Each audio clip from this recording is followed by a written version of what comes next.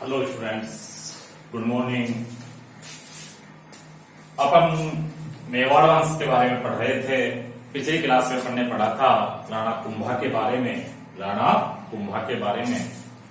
तो राणा कुंभा का सबसे प्रमुख जो ग्रंथ संगीत राज, उसको कितने भागों में 5 भागों में बांटा गया था। कितने भागों में बांटा गया था? 5 भागों में बांटा गया था, जिसके अपन ने 5 भाग के बारे में जो बात की थी। एक था पद रत्न कोश, एक गीत रत्न कोश, एक नृत्य रत्न कोश और एक था 80 परीक्षण, एक था वाद रत्न कोश। देखो, वाद गीत नृत्य 3 तो पार्ट यही हो गए। एक हो गया 80 परीक्षण। कौन सा हो गया? 80 परीक्षण। और एक बात की है पद रत्न कोश, क्योंकि गीत वगैरह की रचना किसके अंदर होती है? पद के अंदर होती है। किसके अंदर होती है? पद के अंदर। इस तरह उसको कितने भागों में बांटा था? 5।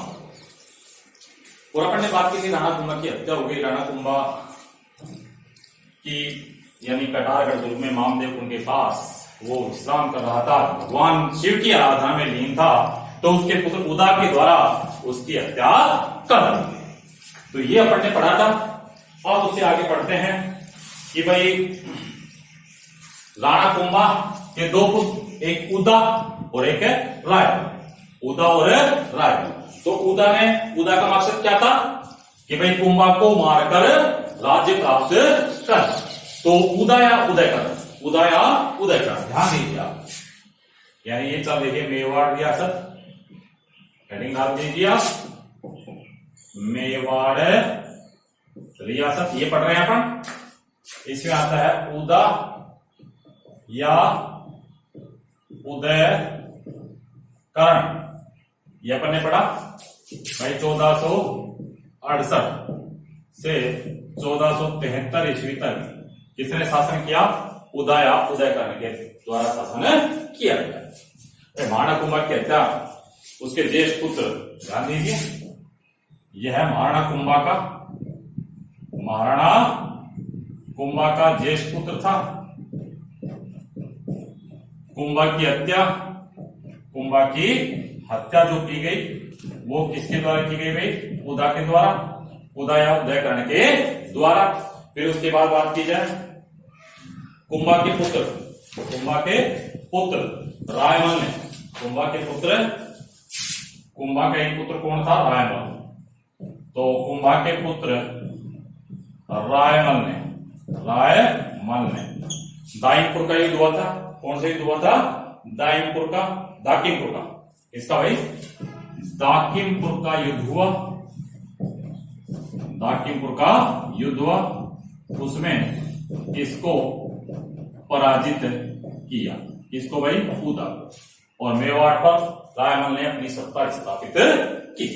फिर उसके पश्चात बात की जाए, सिसोदिया सरदार भी यही चाहते थे कि रायमल ही शासक बने। फिर उसके बाद बात की जाए उदा जब इस चीज में पराजित हो गया तो मेवाड़ से भागकर मांडू यानी मालवा। मांडू के सुल्तान था गयासुद्दीन खिलजी। उसके यहां पर उसने शरण ग्रहण की। फिर उसके पश्चात बात की जाए 1473 ईस्वी में आकाशीय बिजली गिरने के कारण, कैसी भाई? आकाशीय बिजली गिरने के कारण इसकी मृत्यु हो गई। यानी भगवान ने इसके को दंड प्रदान कर दिया, क्योंकि इसने अपने पिता की हत्या की थी। पिता किसकी? राणा कुंभा की। तो भगवान की यातना के द्वारा ही इसकी मृत्यु हो गई, आकाशीय बिजली गिरने के कारण। उदयकरण महाराणा कुंभा का ज्येष्ठ पुत्र। कुंभा की हत्या किसके द्वारा की गई भाई? उदा के द्वारा। कुंभा का पुत्र कौन था? रायमल ने दाकिमपुर के युद्ध में किसको पराजित किया? उदा को पराजित किया। किसको पराजित किया? उदा को। और फिर उस युद्ध में पराजित होकर मेवाड़ से भागकर कहां चला गया? मांडू या मालवा चला गया। मालवा का शासक कौन था? गयासुद्दीन खिलजी था। फिर वहां पर सन 1473 ईस्वी में आकाशीय बिजली गिरी और आकाशीय बिजली गिरने के कारण उदा की मृत्यु हो गई। यानी इसको इसके पापों का दंड मिल गया। और इसके बाद शासक कौन बना? रायमल। रायमल।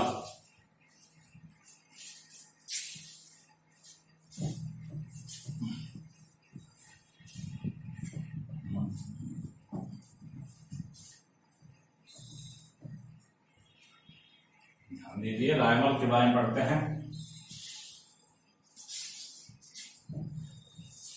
रायमल अगला शासक आता है अपना रायमल। काफी लंबे समय तक शासन किया, 1473 ईस्वी से 1509, 1473 ईस्वी से 1509 ईस्वी तक इसका शासनकाल रहा। इसका भाई रायमल का। फिर बात की जाए रायमल का जो विवाह, रायमल का जो विवाह राव, इसका जो विवाह हुआ भाई, सबसे पहले इसी विवाह की बात करें तो इसका जो विवाह हुआ राव जोधा की पुत्री, राव जोधा की पुत्री थी श्रृंगार देवी। कौन सी देवी? श्रृंगार देवी। याद आई और संधि उसमें बताया था मैं आपको। श्रृंगार देवी के साथ इसका विवाह हुआ। इसका भाई रायमल का विवाह हुआ। फिर बात की जाए श्रृंगार देवी, श्रृंगार देवी ने, श्रृंगार देवी किसकी पुत्र थी? राव जोधा की पुत्री। तो श्रृंगार देवी ने चित्तौड़गढ़ में घोसुंडा की बावड़ी, घोसुंडा की बावड़ी का निर्माण करवाया। घोसुंडा की बावड़ी का निर्माण करवाया। फिर उसके बाद बात की जाए रायमल ने कृषि को महत्व दिया। किसको महत्व दिया? कृषि को महत्व दिया। और रायमल ने कृषि के लिए, कृषि में सिंचाई हेतु 3 प्रमुख जलाशयों का निर्माण करवाया। उनके नाम जो बात की जाए, चित्तौड़गढ़ 3 जलाशय बनवाए गए। एक का नाम है राम, दूसरे का नाम शंकर और तीसरे का नाम समाया शंकर। यानी रायमल के द्वारा चित्तौड़गढ़ में 3 जलाशयों का निर्माण करवाया। यानी क्या ये कहें रायमल ने मेवाड़ में कृषि कार्य हेतु 3 जलाशय, कितने जलाशय? 3 प्रमुख जलाशयों का निर्माण करवाया। 3 जलाशय कौन कौन से थे? एक का नाम राम, दूसरे का नाम शंकर और तीसरे का नाम समया शंकर। इन 3 जलाशयों का निर्माण करवाया। किसके द्वारा? रायमल के द्वारा। फिर बात की जाए रायमल ने चित्तौड़गढ़ दुर्ग में, कहां पर भाई? चित्तौड़गढ़ दुर्ग में अद्भुत नाथ जी के मंदिर का निर्माण भी करवाया। अद्भुत नाथ जी के मंदिर का निर्माण किसने करवाया? रायमल ने। कहां करवाया? चित्तौड़गढ़ दुर्ग में। फिर बात की जाए रायमल ने भाई मालवा का शासक गयासुद्दीन खिलजी, शुरू से दुश्मनी चली आ रही है इनकी मेवाड़ वंश की। किससे? मालवा के शासकों से। तो मालवा का शासक कौन था भाई? मालवा का शासक था गयासुद्दीन खिलजी, जिसकी शरण में कौन गया था? उदा गया था। कौन गया था? उदा। तो रायमल और गयासुद्दीन खिलजी के मध्य एक युद्ध हुआ। उस युद्ध को कहा जाता है घोसा का युद्ध। कौन सा युद्ध भाई? घोसा का युद्ध। तो घोसा के युद्ध में रायमल ने मालवा के शासक गयासुद्दीन खिलजी को पराजित किया। किसने पराजित किया भाई? रायमल ने। किसने पराजित किया? रायमल ने। फिर उसके पश्चात बात की जाए इस युद्ध के अंदर उदा के पुत्र ने भाग लिया। उदा के जो पुत्र थे, उदा के पुत्र एक तो था सूरजमल। कौन था भाई? सूरजमल। और एक था सहसमल। दूसरा कौन सा था? सहसमल। सूरजमल व सहसमल ने किसकी तरफ से भाग लिया? उन्होंने भाग लिया गयासुद्दीन खिलजी की तरफ से इस युद्ध के अंदर भाग लिया। परंतु विजय किसकी हुई? रायमल की विजय हुई। फिर उसके बाद बात की जाए रायमल की छतरी जो स्थित है, रायमल की छतरी जावर कहाँ है? उदयपुर में। कहां पर है? उदयपुर में। तो रायमल की छतरी जावर उदयपुर में स्थित है। फिर उसके पश्चात बात किया रायमल ने अपने जीवन काल में उत्तराधिकारियों की घोषणा नहीं की, या ये कहें कि इसके स्वास्थ्य में गिरावट आने के कारण ये उत्तराधिकारी को घोषणा नहीं कर सका। तो रायमल के पुत्रों के बीच प्रांत से उत्तराधिकारी संघर्ष प्रारंभ हो गया। अब बात करेंगे रायमल के भाई जो पुत्र थे, रायमल के जो पुत्र थे वो कौन कौन थे, किस प्रकार की घटनाएं घटी, वो शानदार तरीके से देखो, ध्यान दीजिए आप इधर। ये तो रायमल के द्वारा कुछ उपलब्धियां थी, उसके द्वारा कुछ निर्माण कार्य किए गए, उनके बारे में पढ़ने जाना। अब कुछ मेवाड़ के उत्तराधिकारियों के बारे में जान लेते हैं, तो ध्यान दो आप इधर एक मिनट। देखो सबसे पहले बात की जाए तो सबसे पहले भाई अपन बात करें महाराणा कुंभा से, थोड़ी वंशावली बताता हूं आपको। एक फ्लो चार्ट तैयार करेंगे अपन। महाराणा कुंभा, महाराणा कुंभा, महाराणा कुंभा की बात की जाए तो कब से कब तक रहे हैं भाई? महाराणा कुंभा रहे 1433 से 1468 ईस्वी तक, 1433 से 1468 ईस्वी तक कौन रहे हैं भाई? महाराणा कुंभा। कौन रहे हैं? महाराणा कुंभा। फिर बात की जाए महाराणा कुंभा के दो पुत्र, महाराणा कुंभा के कितने पुत्र? दो पुत्र हुए। एक तो बात की जाए आपका उदा हुआ या उदयकरण, इसके बारे में अपन ने पढ़ा था 1468 से 1473 ईस्वी। दूसरा बात की जाए अगला बना आपका रायमल, तो इसका शासन रहा 1473 से 1509 ईस्वी तक। रायमल का 1473 से 1509 ईस्वी तक। फिर बात की जाए रायमल, रायमल का विवाह हुआ। एक जो पत्नी थी रावजोधा की पुत्री, याद है आपको कौन सी देवी? श्रृंगार देवी। कौन सी देवी?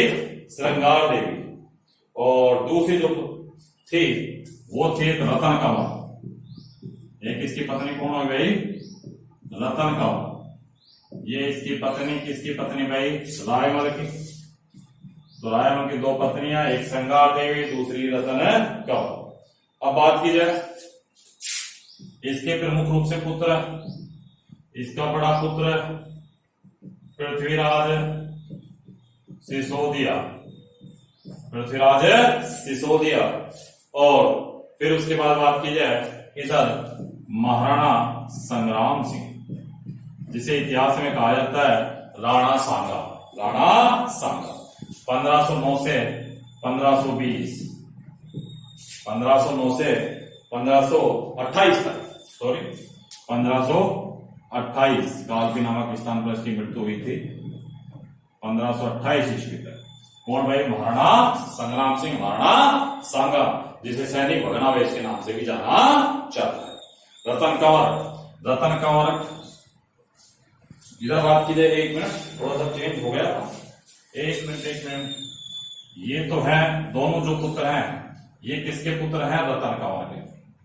किसके पुत्र है भाई? रतन कंवर के। और इधर आपकी कौन सी देवी आएगी? जो पत्नी है श्रृंगार देवी। इसका जो पुत्र था वो था जगदेव। कौन सा भाई? जगदेव। और एक इनमें छोटा जो था सहसा। कौन था भाई? सहसा। तो इस प्रकार ये जो था ये पहले नंबर का, ये जो था दूसरे नंबर का, ये जो था तीसरे नंबर का। तो ज्येष्ठ कौन हो गया? पृथ्वीराज सिसोदिया। तो राजा कौन बनना चाहिए? पृथ्वीराज सिसोदिया। पर सारा किस्मत का खेल, सारा किसका? किस्मत का खेल। देखो इनमें हुआ क्या, एक इनका जो चाचा था, यानी इसका जो चाचा, यानी बात की जाए किसका भाई? राजा का चाचा, वो बात कौन था? सारंगदेव। कौन था भाई? सारंगदेव। चाचा कौन था भाई? सारंगदेव। एक दिन क्या हुआ कि भाई इनमें इच्छा जागृत हुई कि वे मेवाड़ का अगला शासक कौन बनेगा, मेवाड़ का अगला शासक कौन बनेगा। ये बात किसके द्वारा लाई गई? जो इसका छोटा पुत्र था, कौन सा? सहसा, जो चौथे नंबर पर था, चौथे नंबर पे था सहसा, उसके द्वारा ये बात लाई गई कि मेवाड़ का अगला उत्तराधिकारी कौन है बनेगा। तो भाई इसकी जानकारी के लिए, इसकी जानकारी के लिए ये सारे के सारे पास में ये एक गांव था, यानी बात करें कि एक ज्योतिषी के पास गए। किसके पास गए? एक ज्योतिषी के पास गए ज्योतिष के पास उससे यानी अपनी टीप वगैरह दिखाने के लिए, कुंडलियां दिखाने के लिए। सहसा ने कहा कि भाई ज्योतिषी को दिखाया जाए किसकी कुंडली चरम सीमा पर है, यानी कौन अगला शासक बनेगा मेवाड़ का। सहसा ने कहा कि भाई ऐसा है कि तुम तीनों अपनी कुंडली ले जाओ जन्म पत्र, तुम्हारे भाग में अगर ज्योतिषी ने ये कहा कि तुम्हें राजयोग नहीं है तो मेरा नंबर तो आ ही जाएगा, यानी मुझे इसकी आवश्यकता नहीं। तुम्हारे तीनों का भाग में अगर बता दिया ज्योतिषी ने भाई तो ये नहीं बनेंगे तो मैं तो वैसे ही बन जाऊंगा, यानी ये चालाक था, छोटा भी था, चतुर भी था। इसने कहा कि भाई मेरी तो भी तैयारी चल रही, वैसे गवर्नमेंट वैकेंसी निकले, मैं तो तैयारी में लगा हूं, तो मैं तो अब कहीं नहीं जा सकता, मुझे राजपाट की जरूरत नहीं है, आप तुम तीनों दिखाओ। तो इनको भेज दिया गया। तो वहां ज्योतिषी के पास गए तो ज्योतिष ने क्या है कि महाराणा संग्राम सिंह का राजयोग प्रबल बताया। अब क्या हुआ कि वहां पर इनके बीच यानी ये दोनों, ये जो थे पृथ्वीराज सिसोदिया और जगदेव, वो किस पे टूट पड़े भाई? संग्राम सिंह पे, सांगा पे टूट पड़े कि भाई पहले इस रास्ते के कांटे को हटा देना चाहिए। तो चाचा सारंगदेव द्वारा बीच बचाव किया गया, चाचा सारंगदेव के द्वारा बीच बचाव किया गया। तो उस बीच बचाव में यानी राणा सांगा की एक आंख हमेशा के लिए जाती रही और वहां पर इसका उपचार वगैरह करवाया गया। यानी जो इसका पहला घाव, राणा सांगा के जो पहला घाव लगा, वो पहला घाव जो लगा किसकी कटार से लगा? पृथ्वीराज सिसोदिया की कटार से। राणा सांगा के इतिहास में हम पढ़ेंगे कितने घाव थे? 80 घाव थे। कितने घाव थे भाई? 80 घाव थे। तो राणा सांगा के जो पहला घाव लगा वो किससे लगा? पृथ्वीराज सिसोदिया की कटार से लगा। पृथ्वीराज सिसोदिया की कटार से पहला घाव किसके लगा? राणा संग्राम सिंह के लगा। यानी एक उसकी आंख परमानेंट जाती रही और इसके अंदर यानी सबसे पहला जख्म अपनों ने दिया। सबसे पहला जख्म किसने दिया? अपनों ने दिया। भाई पृथ्वीराज से अपने तो थे, आपको पता है परायों के घाव बढ़ सकते पर अपनों के घाव कभी नहीं बढ़ सकते। अपनों के बातों के जो घाव है वही सब पर होते हैं। यानी व्यक्ति बाहर से जीत सकता है, भारी लोगों से जीत सकता है, पर जो अपने हैं उनसे नहीं जीत सकता। आप देख सकते हो पूरी रामायण में यानी विभीषण ने पूरा पात्र सारा यानी रावण के सारे भेद बोलकर सारी लीला को पलट दिया था। फिर उसके बाद जबकि उसमें देखो रामायण में भगवान रामचंद्र के साथ राम लक्ष्मण जी उनके साथ थे, पर उनके साथ खड़े टिके हुए थे, तो इसलिए भगवान रामचंद्र जी की विजय हुई। अब उसके बाद बात की जाए, यहां पर पहला गांव पृथ्वीराज सिसोदिया का किस पे लगा? संग्राम सिंह पे लगा। यानी उसकी एक आंख परमानेंट जाती रही। फिर उसके बाद बात क्या हुआ कि ये सारे के सारे भाई एक दिन कहा कि भाई ज्योतिषी की बात गलत हो सकती है, तो चाचा ने कहा कि पास भाई एक गांव है पर सब सारे के सारे चलते हैं कपासन। कहां चलते हैं? कपासन चलते हैं। कपासन के अंदर भाई कहां पर? कपासन चित्तौड़गढ़ में। तो कपासन के अंदर एक भीलन मेरी चारणी थी, भीलनी थी मेरी चारणी। उसके अंदर क्या है कि प्रेत आत्मा आती थी। क्या आती थी? प्रेत आत्मा आती थी जो भविष्यवाणी करती थी और चारों तरफ प्रसिद्ध थी कि उसकी भविष्यवाणी कभी असफल नहीं हो सकती। तो ये सारे के सारे मिलकर वहां चले गए। वहां पहुंचे तो वो भाग गई हुई थी भाई जो चारणी थी यानी मीसी चारणी, मीसी चारणी ये बाहर गई हुई थे। तो सभी ने वहां जाकर देखा कि अब ये स्थान के चक्कर में वहां देखा तो यानी किसी ने बैठने के लिए कुछ कहा नहीं, तो वहां पर अब नीचे बैठे कौन? तो क्या था? पृथ्वीराज सिसोदिया ने अपना एक वहां पर ऊंचा स्थान था वो ग्रहण कर लिया। इसी तरह जगदेव ने ग्रहण कर लिया। संग्राम चाचा ने बैठ गए। संग्राम सिंह को कोई स्थान मिला नहीं। वहां पास में एक शेर की खाल पड़ी हुई थी, तो उस खाल को बिछाकर महाराणा संग्राम सिंह जी उस पर बैठ गए। कुछ देर बाद वो प्रेत आत्मा वहां पर आई। प्रेत आत्मा यानी मीसी चारणी जी जिसमें प्रेत आत्मा आती थी। तो जब मीसी चारणी आई तो उसने देखते ही कहा कि अरे ये क्या, अरे ये क्या हो रहा है? यानी उसने पृथ्वीराज सिसोदिया जगदेव को तुरंत फटकार लगाई। उसने कहा कि देखो मेवाड़ का जो भावी शासक है, मेवाड़ का जो भावी शासक है वो नीचे बैठा हुआ है और तुम सब ऊपर बैठे हो। बस झीलने की, ये कहने की देरी थी, मीठी चाड़ने की, ये सारे के सारे इस पर टूट पड़े। और इसी बीच बचाव में सारंगदेव, चाचा सारंगदेव वीर गति को प्राप्त हो गए। और महाराणा जब संग्राम सिंह था, महाराणा संग्राम सिंह था, वहां से निकलकर अजमेर के करमचंद परमार के यहां पर उसने शरण ग्रहण की। और मेवाड़ का जो बाद में सभी ने पीछा किया, सबसे ज्यादा पीछा इसने किया, किसने? जगदेव ने। और दूसरा पीछा किसने किया? पृथ्वीराज सिसोदिया ने इसका पीछा किया। इसका भाई महाराणा, इसका सांगा का पीछा किया। इस प्रकार ये कह सकते हैं कि यानी बाद में शासक कौन बन गया? पृथ्वीराज उस समय के लिए शासक बन गया। तो अगला शासक बना जो पृथ्वीराज सिसोदिया। पर देखो अभी किस्मत किस प्रकार बदलेगी, ध्यान दीजिए आप, बने रहिए मेरे साथ। लोगों ने राजस्थान के इतिहास को एक मजाक के रूप में पढ़ा दिया, जबकि राजस्थान का इतिहास रक्त से लिखा गया है। यानी राजस्थान का इतिहास, आपने उस राजस्थान की भूमि में जन्म लिया है जो स्वर्णिम इतिहास रखती है, पर लोगों ने हंसी मजाक के रूप में राजस्थान के इतिहास को ढाल दिया, जबकि राजस्थान के कण कण में रक्त मिला हुआ है। यानी रक्त से लिखा गया इतिहास है राजस्थान, एक स्वर्णिम इतिहास। उस भूमि के अंदर आपने जन्म लिया है। देखो पृथ्वीराज सिसोदिया, भाई पृथ्वीराज सिसोदिया। तो पृथ्वीराज सिसोदिया को कहते हैं उड़ना राजकुमार। उड़ाना राजकुमार क्यों कहते हैं? भाई जब ये इतना शक्तिशाली था कि जब ये चलता था तो आसपास के राजा भी इससे दहशत खाते थे। यानी वो दूर दूर तक भगने लगते थे। यानी जब कोई व्यक्ति आता है, कबूतर उड़ने लगते हैं, उस प्रकार राजा महाराजा नतमस्तक होने लगते थे। किसके सामने? पृथ्वीराज सिसोदिया के सामने। इस कारण से इसे क्या कहते हैं? उड़ना राजकुमार भी कहा जाता है। अब बात की जाए उड़ना राजकुमार के बारे में, तो ध्यान दो इधर कि एक टोडा का शासक था। टोडा का शासक था भाई राव सुल्तान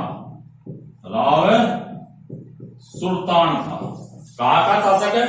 टोडा का। कहां का शासक भाई? टोडा का शासक था राव सुल्तान। इसकी पुत्री थी ताराबाई।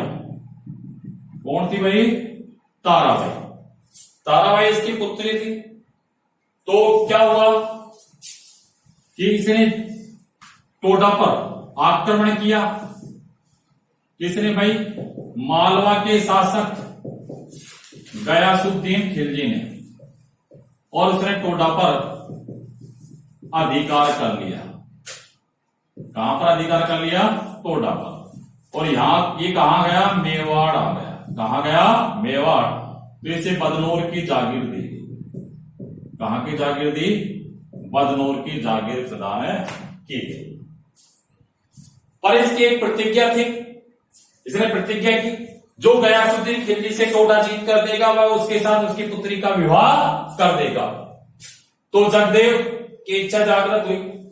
जो दूसरा पुत्र था वो टोडा को नहीं जीत पाया और मार गया। नहीं, उससे पहले घटना देखो क्या होता है कि जो ये जो पृथ्वीराज ने गयासुद्दीन खिलजी को पराजित किया और टोडा पर अधिकार किया। और किससे विवाह किया भाई? ताराबाई से विवाह किया। और इसी ताराबाई के नाम पर अजमेर दुर्ग का जीर्णोद्धार कराकर अजमेर दुर्ग का नाम क्या रखा? तारागढ़ रखा। अजमेर दुर्ग का नाम क्या रखा? तारागढ़ रखा। इस प्रकार यानी पृथ्वीराज सिसोदिया का विवाह किससे हो गया? ताराबाई से हो गया। फिर बात की जाए पृथ्वीराज सिसोदिया के अंदर बात की जाए तो पृथ्वीराज सिसोदिया एक दिन अपने बहनोई को समझाने के लिए कहां पर गए? अपने बहनोई को समझाने के लिए सिरोही गए। कहां पर गए? सिरोही। सिरोही में इनकी बहन थी आनंदीबाई। कौन थी भाई? आनंदीबाई। वो सिरोही पधारे और इनके जीजा जी थे राव जगमाल देवड़ा। राव जगमाल देवड़ा इनके जीजा जी थे। तो वो उनकी बहन पर अत्याचार कर रहे थे। जब इस बात का पता पृथ्वीराज सिसोदिया को लगा तो वहां जाकर पहुंचे। तो जगमाल देवड़ा में पता लगा पृथ्वीराज सिसोदिया जी आ रहे, तो वो उनके सामने नतमस्तक हो गए और क्षमा याचना मांगने लगे। महाराज, आज के बाद आपकी बहन के ऊपर अत्याचार नहीं किया जाएगा, इसके लिए मैं शर्मिंदा हूं। पृथ्वीराज सिसोदिया भगा तो नहीं वहां से, क्योंकि भाई ये क्या था, रिश्ते में इसका जीजा जी था। और जीजा जी का महत्व आप जानते हो, जिसके आगे जी जिसके पीछे जी, वही होता है अकेला जीजा जी। ठीक, तो जगमाल देवड़ा जी किसके जीजा जी थे? पृथ्वीराज सिसोदिया के। तो पृथ्वीराज जगमाल देवड़ा ने सोचा भगने से क्या फायदा है, क्यों जीजा जी हमारे गलत है। तो उसने क्या है कि नतमस्तक और क्षमा याचना मांगी। पृथ्वीराज सिसोदिया ने इसको छोड़। अब क्या हुआ कि इसने जगमाल देवड़ा ने पृथ्वीराज सिसोदिया जब वापस लौटने लगा तो इसके साथ विषयुक्त लड्डू बांध दिए। कहा कि अभी आपको मेवाड़ जाना है, आपको रेगिस्तान के बीच में जाना है, आपको प्यास भी लगेगी, भूख भी लगेगी। तो क्या हुआ कि रास्ते में चलते रहे, पर पृथ्वीराज सिसोदिया ने उनको लड्डुओं को नहीं खाया शुरू में। क्यों? उन्होंने देखा ये क्या पता जीजा जी ने गड़बड़ कर दी हो, भाई जो बहन को दुख दे रहा था क्या पता अपने साथ खेल खेल जाए। परंतु बाद में इसको तीव्र भूख लगी, विधि का खेल, तो पृथ्वीराज सिसोदिया ने मेवाड़ के समीप पहुंचकर उनको खा लिया और वहीं पर विकसित लड्डू खाने के कारण इनकी मृत्यु हो गई। तो इस प्रकार पृथ्वीराज सिसोदिया यानी जो वारणा सागा के बीच में आया था, या पृथ्वीराज सिसोदिया की मृत्यु होने के कारण उसके रास्ते का कांटा साफ हो गया। अब बात की जाए पृथ्वीराज सिसोदिया की 12 खंभों की छतरी। 12 खंभों की छतरी कहां पर स्थित है? कुंभलगढ़ दुर्ग में स्थित है। कहां पर स्थित है? कुंभलगढ़ दुर्ग में स्थित है। और जयदेव ने भाई जयदेव की जो हत्या की गई वो राव सुल्तान के द्वारा की गई। इस प्रकार बात की जाए कि दोनों कांटे के रास्ते साफ हुए। अब रायमल को किसकी याद आई? रायमल को याद आई किसकी? वारणा सागा की। तो करमचंद पंवार ने एक दिन क्या देखा कि उसकी सेवा में लगा हुआ था। वारणा सागा ने उसको बताया नहीं कि मेवाड़ का इस तरह राजकुमार हूं। तो एक दिन क्या है कि वो वारणा सागा जी लेटे हुए थे और थोड़ी सी धूप आ रही थी। धूप, एक पेड़ के नीचे धूप छांव इस तरह हो रहा था। तो तुरंत वहीं पर क्या है, नाग देवता, वहां से उन्होंने देखा कि भाई ये सो रहे हैं। तो नाग देवता ने अपने लगभग ऐसे खड़े होकर अपने फण से, जहां से धूप पड़ रही थी, ऐसे होकर यानी राणा सागा की यानी धूप आने से उसकी नींद दूर न हो जाए, तो अपने फण से उसके ऊपर छाया बनाने लगे। ये स्थिति देखी करमचंद पंवार और कुछ और सैनिकों ने। उन्होंने देखा कि यार जिसकी भगवान है, स्वयं नाग देवता जिसकी रक्षा कर रहे हैं, कोई सामान्य पुरुष तो है नहीं, सामान्य पुरुष तो है। तो सारे के सारे वहां पर आ गए। वहां पर उसके चारों तरफ बैठ गए। आज लोगों को देखकर शाह वहां से चलता पड़ा। फिर सारे नतमस्तक उसके सामने बोले कि भाई आप अपने वास्तविक रूप से बताइए, आप कौन हैं। तो संगा ने उनको बारे में बताया। तो करमचंद पंवार ने उनसे कहा कि महाराज, अनजाने मैंने आपको कुछ गलत बोला हो तो कृपा करके मुझे क्षमा करें। करमचंद पंवार ने रायमल के पास राणा सागा की सूचना भिजवाई और उसके बाद रायमल ने किसको बुलाया? महाराणा सागा को बुलाया। और बाद में मेवाड़ का शासक कौन बना? महाराणा सागा बना। तो आज अगली वीडियो में अपन पढ़ेंगे महाराणा सागा। धन्यवाद।